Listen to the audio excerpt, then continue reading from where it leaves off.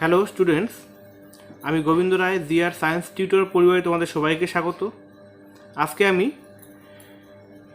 মাধ্যমিক জীবনবিজ্ঞান প্রস্তুতি 2022-2023 প্রথম অধ্যায় জীবজগতের নিয়ন্ত্রণ ও সমন্বয় সংক্ষিপ্ত প্রশ্ন ও তার উত্তর নিয়ে আলোচনা করব। এটা পার্ট 12, এটা পার্ট 12 নম্বর ভিডিও। এর আগের ভিডিওগুলো তোমরা যারা দেখোনি অবশ্যই ভিডিওগুলো দেখে নেবে। এখানে প্রতিটি প্রশ্নের মান হচ্ছে 2। স্টুডেন্টস, এই ভিডিওগুলো তোমাদের জন্য খুবই গুরুত্বপূর্ণ।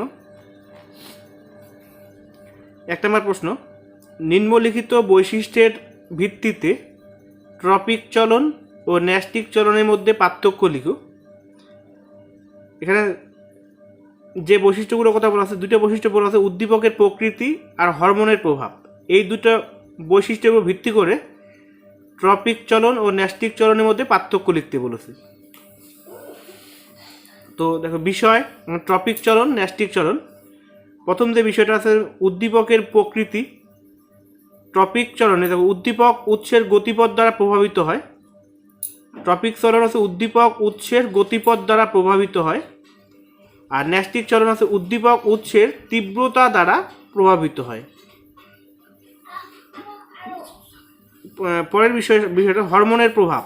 হরমোনের প্রভাব, ট্রপিক চলনে হরমোনের প্রভাব আছে, ন্যাস্টিক চলনে হরমোনের প্রভাব নেই। 1 নম্বর প্রশ্ন হয়ে গেল। 2 নম্বর প্রশ্ন, LH ও ICSH মানব দেহে জননগ্রন্থির হরমোন ক্ষরণ নিয়ন্ত্রণ করে। বক্তব্যটির যথার্থতা বিচার করো। LH স্ত্রী দেহে ডিম্বাশয়ের বিদীর্থ ডিম্বথলি বা কর্পাস লুটিয়ামকে প্রোজেস্টেরন হরমোন ক্ষরণে প্রয়োজনীয় উদ্দীপনা যোগায়। আবার ICSH পুরুষ দেহে শুক্রাশয়ের লেডিগের আন্তঃকোষকে টেস্টোস্টেরন হরমোন ক্ষরণে প্রয়োজনীয় উদ্দীপনার যোগান দেয়। LH স্ত্রী দেহে ডিম্বাশয়ের বিদীর্থ ডিম্বথলি বা কর্পাস লুটিয়ামকে প্রোজেস্টেরন হরমোন ক্ষরণে প্রয়োজনীয় উদ্দীপনা যোগায়। আবার ICSH পুরুষ দেহে শুক্রাশয়ের লেডিগের আন্তঃকোষকে টেস্টোস্টেরন হরমোন ক্ষরণে প্রয়োজনীয় উদ্দীপনার যোগান দেয়। পরের প্রশ্ন,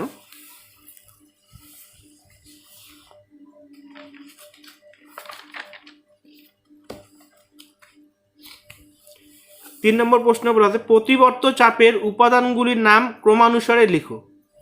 প্রতিবর্ত পথের উপাদানগুলোর নাম: 1 গ্রাহক, সংজ্ঞাবহ বা অন্তর্বাহী স্নায়ুকোষ, 3 স্নায়ুকেন্দ্র, 4 আজ্ঞাবহ বা বহির্বাহী স্নায়ুকোষ, 5 হচ্ছে কারক। 4 নম্বর প্রশ্ন, নিম্নলিখিত ক্রিয়াগুলোর মধ্যে কোনগুলো সহজাত ও কোনগুলো অর্জিত প্রতিবর্ত ক্রিয়া তা তালিকাভুক্ত করো।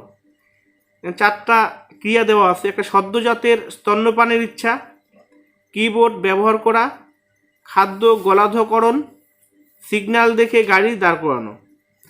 তো এখানে কোনটি সহজাত এবং কোনটি অর্জিত প্রতিবর্ত ক্রিয়া তা তালিকাভুক্ত করতে বলেছে। তাহলে সহজাত প্রতিবর্ত ক্রিয়া একদিকে, অর্জিত প্রতিবর্ত ক্রিয়া। সহজাত প্রতিবর্ত ক্রিয়াগুলো কী? যেমন সদ্যজাতের স্তন্যপানের ইচ্ছা, এটা সহজাত প্রতিবর্ত ক্রিয়া।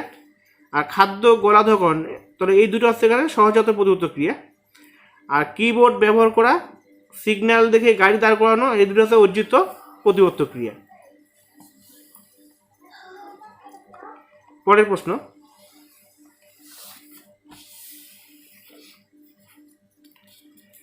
5 নম্বর প্রশ্ন, ন্যাস্টিক চলনের বিশেষত্ব কী কী? মানে ন্যাস্টিক চলনের বৈশিষ্ট্যগুলি কী কী? ন্যাস্টিক চলনের বিশেষত্বগুলি হলো: 1 ন্যাস্টিক চলন উদ্দীপকের তীব্রতা দ্বারা নিয়ন্ত্রিত হয়। 2 ন্যাস্টিক চলন উদ্ভিদ অঙ্গের বক্রতা সৃষ্টির মাধ্যমে ঘটে। 3 আলো, উষ্ণতা, রাসায়নিক পদার্থ, স্পর্শ ইত্যাদি উদ্দীপকের প্রভাবে এই প্রকার চলন ঘটে। তো 5 নম্বর প্রশ্ন হয়ে গেল। 6 নম্বর প্রশ্ন, নিউরন ও স্নায়ুর মধ্যে সম্পর্ক কী?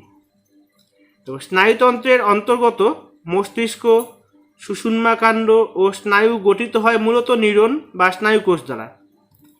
নিউরনের মধ্য দিয়ে যে তড়িৎ রাসায়নিক প্রবাহ ঘটে তার মাধ্যমেই দেহে উদ্দীপনার প্রেরণ ও বিভিন্ন কাজের সমন্বয় সাধন ঘটে। তো নিউরন হলো স্নায়ুতন্ত্রের গঠনগত ও কার্যগত একক। তাহলে এই নিউরন ও স্নায়ুর মধ্যে সম্পর্কটা আমরা কী জানলাম, যে স্নায়ুতন্ত্রের অন্তর্গত মস্তিষ্ক, সুষুম্নাকাণ্ড ও স্নায়ু গঠিত হয় মূলত নিউরন বা স্নায়ুকোষ দ্বারা।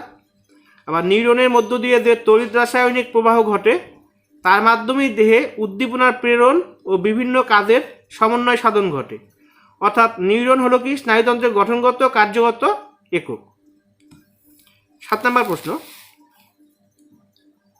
দরজায় ঘণ্টা বাজার শব্দ শুনে তুমি যেভাবে দরজা খুলবে সেই স্নায়বিক পথটি একটি শব্দ ছকের মাধ্যমে দেখাও। তবে ঘণ্টা আছে, এখানে ঘণ্টার যে ঘণ্টাটা আছে উদ্দীপক। এবার এখানে ঘণ্টার শব্দটা কোথায়, কানে গিয়ে পৌঁছাবে। কান হচ্ছে গ্রাহক, তারপর হচ্ছে অডিটারি স্নায়ু বা সংজ্ঞাবহ স্নায়ু, তারপর হচ্ছে স্নায়ু কেন্দ্র, তারপর বহির্বাহী স্নায়ু বা মোটর নিউরন, এরপর হাত ও পায়ের পেশি বা কারক অঙ্গ, এরপর দরজা খোলা অর্থাৎ সাড়া প্রদান। এভাবে ছক আকারে আমাদের লিখতে হবে। 7 নম্বর প্রশ্ন হয়ে গেল। এবার আছে পরের প্রশ্নে যাব।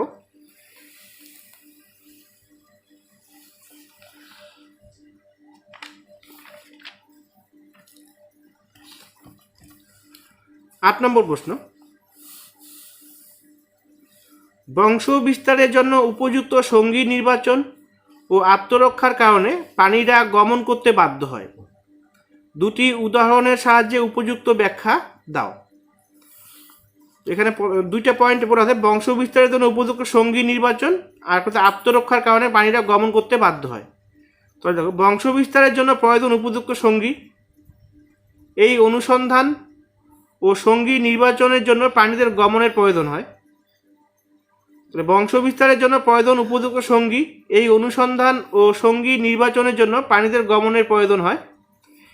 যেমন ইলিশ ও স্যামন মাছ পরিযায়ী পাখিরা প্রজননের জন্য পরিযান করে থাকে।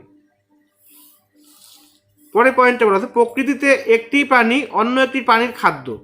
অর্থাৎ প্রাণী সম্প্রদায়ের মধ্যে একের সঙ্গে অন্যের সম্পর্ক খাদ্য খাদকের, মানে একটি প্রাণী খাদ্য অন্য একটি আরেকটি প্রাণী। সেক্ষেত্রে আত্মরক্ষার কারণে গমন অপরিহার্য। যেমন হচ্ছে খরগোশ, হরিণ, জেব্রা, ব্যাং শিকারী প্রাণীরা বা শিকারী প্রাণীর হাত থেকে বাঁচতে দ্রুত গমন করে। তো পরের যে পয়েন্ট, এটা আত্মরক্ষা। প্রকৃতিতে একটি প্রাণী অন্য একটি প্রাণীর খাদ্য, অর্থাৎ প্রাণী সম্প্রদায়ের মধ্যে একের সঙ্গে অন্যের সম্পর্ক খাদ্য খাদকের। সেক্ষেত্রে আত্মরক্ষার কারণে গমন অপরিহার্য। যেমন খরগোশ, হরিণ, জেব্রা, ব্যাং শিকারী প্রাণীর হাত থেকে বাঁচতে দ্রুত গমন করে।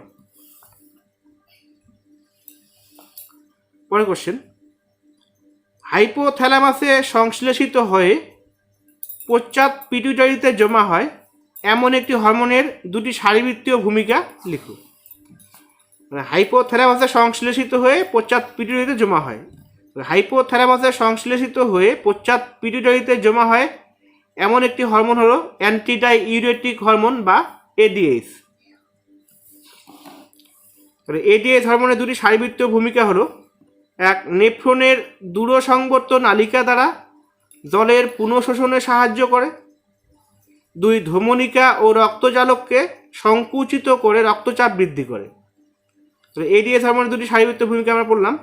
একটা আছে নেফ্রনের দূরসংবর্ত নালিকা দ্বারা জলের পুনঃশোষণে সাহায্য করে। 2, ধমনিকা ও রক্তজালককে সংকুচিত করে রক্তচাপ বৃদ্ধি করে। এরপরের প্রশ্ন,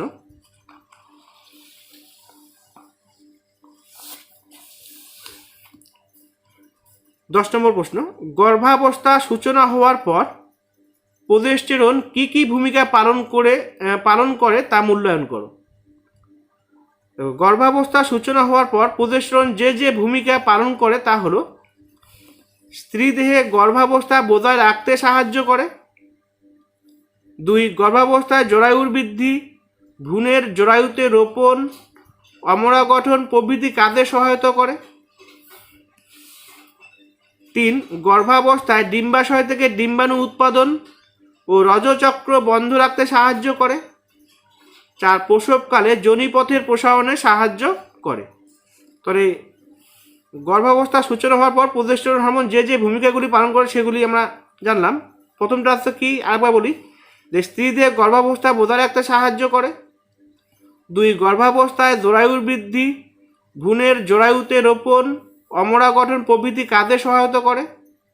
3, গর্ভাবস্থায় ডিম্বাশয় থেকে ডিম্বাণু উৎপাদন ও রজচক্র বন্ধ রাখতে সাহায্য করে। 4, প্রসবকালে যোনিপথের প্রসারণে সাহায্য করে।